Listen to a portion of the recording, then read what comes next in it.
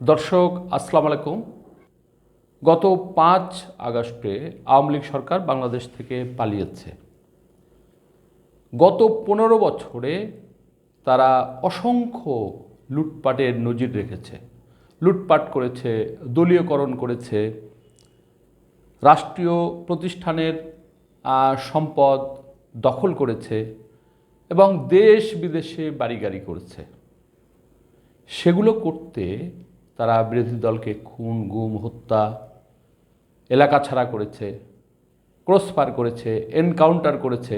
বিরোধী দলকে তারা এক অর্থে বাড়ি ছাড়া করেছে। এইভাবে তারা একটা লুটপাটের রাজত্ব কায়েম করেছিল।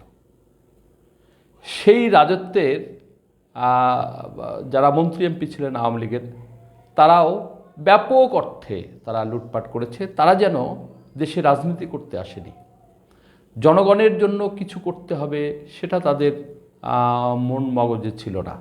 তারা শুধুমাত্র লুটপাটতন্ত্র কায়েম করার জন্য তারা দেশে এসেছিল। এরকম একজন লুটপাটকারী বাংলাদেশের মন্ত্রী ছিলেন, রেলমন্ত্রী ছিলেন। সরকার যখন রেলকে যুগোপযোগী করার জন্য চেষ্টা করছিলেন বা এরকম একটি কথা বলে তারা শুরু করেছিলেন, সেই সময় তাদের মন্ত্রীদের এই অবস্থা। ভাবতে অবাক লাগে। আমরা কি ভেবেছি যে আমাদের দেশ উন্নত হবে, আবার নতুন করে আমরা রেলে যাতায়াত করতে পারবো, রেলের যে অব্যবস্থাপনা সেখান থেকে মুক্ত হতে পারবো।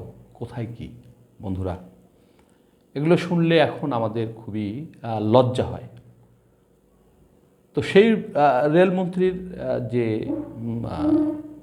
মানে দুর্নীতি বা তার যে নিউজ, সেটা আজকে যুগান্তরে প্রকাশ পেয়েছে। আমি সেখান থেকে আপনাদেরকে কিছু তুলে ধরছি।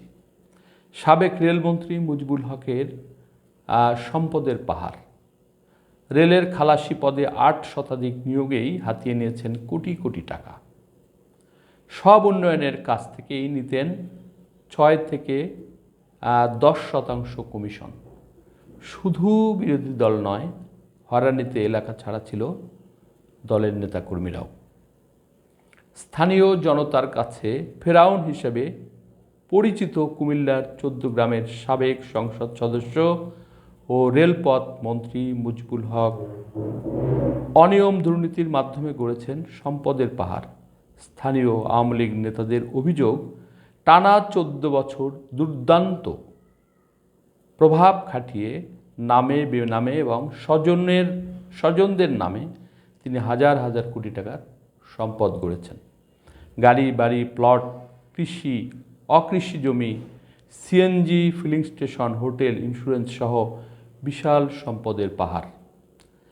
5 আগস্ট সরকার পতনের পর মুজিবুলের হাতে নির্যাতিত, হামলা মামলা জর্জরিত বিএনপি, জামাতের মতো অনেক আওয়ামী লীগ নেতাকর্মীও এলাকায় নিজেদের বাড়ি ঘরে ফিরেছেন। মুজিবুল ও তার পরিবারের সদস্যদের অত্যাচারে অসংখ্য তৃণমূল আওয়ামী লীগ নেতাকর্মী দীর্ঘদিন এলাকা ছাড়া ছিলেন। সরজমিনে জানা যায়, কুমিল্লার 14 গ্রামের বসুয়ারা গ্রামের কৃষক রজ্জব আলীর ছেলে মুজিবুল হক। স্থানীয়দের দাবি, তিনি নিজেই সভার সেমিনারে গর্ব করে বলতেন, আমি কৃষকের ছেলে। কৃষকের সন্তান এমপি মন্ত্রী হলে জনগণকে কখনো ঠকায় না। নিজেকে বারবার কৃষকের সন্তান পরিচয় দিলেও প্রতিনিয়ত তিনি জনগণকে ঠকিয়ে নামে বেনামে দেশে বিদেশে সম্পদের পাহাড় গড়েছেন। 5 আগস্ট শেখ হাসিনার পদত্যাগের পর 14 গ্রামেও মুক্তিকামী ছাত্র জনতা রাস্তায় নেমে আসে। বিক্ষুব্ধ জনতা 14 গ্রাম বসুয়ারা গ্রামে তার বাড়ি ও কার্যালয়ে ব্যাপক ভাঙচুর চালায়। এর মাধ্যমে পতন ঘটে অত্যাচারী মুজিবুল হকের অহংকার এবং দম্ভের। প্রিয় দর্শক, এই হলো তাদের অবস্থা। এবং ধারাবাহিকভাবে তারা যখন মন্ত্রিত্ব পেয়েছে এবং যে কয় বছর সুযোগ পেয়েছে, তারাই লুটপাট করেছে। কোনো জবাবদিহি ছিল না আওয়ামী লীগের। আওয়ামী লীগের সর্বোচ্চ পর্যায়ে শেখ হাসিনা থেকে শুরু করে একদম নিচের ওয়ার্ড লেভেলের কর্মী পর্যন্ত একইভাবে যেখানে পেরেছে লুটপাট কায়েম করেছে। আওয়ামী লীগের একজন সভাপতি বা সেক্রেটারি তাদের চলাবলা এবং তাদের সন্তানদের গাড়ি বাড়ি দেখলে সাধারণ মানুষ অস্থির হয়ে যেত। সাধারণ মানুষ সেই জন্যই তারা বুঝতে পেরেছিল যে এরা লুটপাট ছাড়া জনগণের জন্য আর কোনো কিছু করছে না। বাংলাদেশের সমস্ত আওয়ামী নেতাকর্মীর রাজনীতি ধ্বংস হয়ে গিয়েছিল। মানুষের মধ্যে কোনো পপুলারিটি, কোনো গ্রহণযোগ্যতা তাদের ছিল না। শুধুমাত্র আওয়ামী লীগের কেন্দ্রীয় নেত্রী বঙ্গবন্ধু কন্যা, যার নাম হিটলার মুসলিনীদের সাথে উচ্চারণ করা উচিত, সেই নেত্রী শেখ হাসিনা ছাড়া অন্য কারো আর কোনো ক্ষমতা ছিল না। সমস্ত আইনশৃঙ্খলা বাহিনী, প্রতিরক্ষা বাহিনী বা মন্ত্রণালয়, এরা সবাই শুধুমাত্র শেখ হাসিনার কথায় উঠত বসত।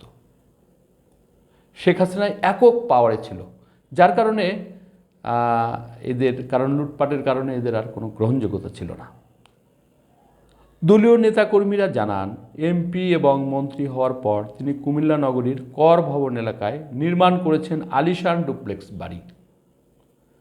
নজরুল এভিনিউ এলাকায় নির্মাণ করেছেন বাণিজ্যিক ভবন। বন্ধুরা দেখেন, মানে এগুলো জনগণের সামনেই করেছে, জনগণ তখন দেখেছে, কিন্তু কারো কিছু বলার ছিল না। নগরীতে নিজের বাড়ির সংলগ্ন দারুস সাফিদ ও সিলভার ক্রিসেন্ট নামের দুইটি ভবনে নিজের এবং ভাতিজার নামে কিনেছেন কয়েকটি ফ্ল্যাট। রাজধানীর ধানমন্ডিতে 8,000 বর্গফুটের ফ্ল্যাট, 3টি বিলাসবহুল জিপ গাড়ি, ঢাকা উদ্যান এলাকায় 4তলা ও আগারগাঁও শাপলা হাউজিংয়ে রয়েছে 3তলা বাড়ি।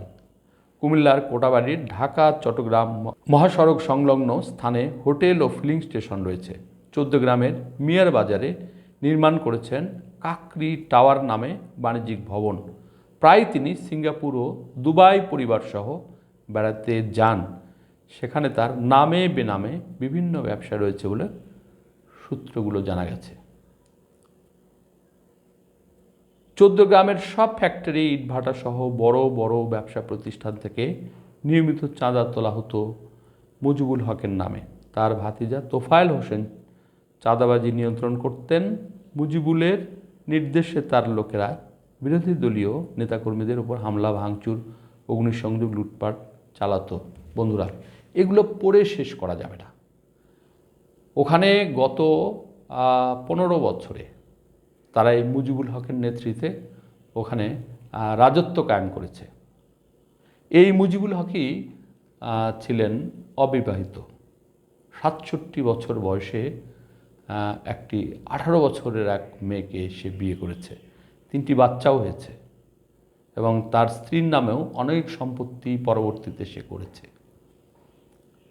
মুজিবুল হক সম্পর্কে আরও অনেক কথা আছে। বিবাহের আগের জীবনে কিন্তু সে ভার্জিন ছিল না।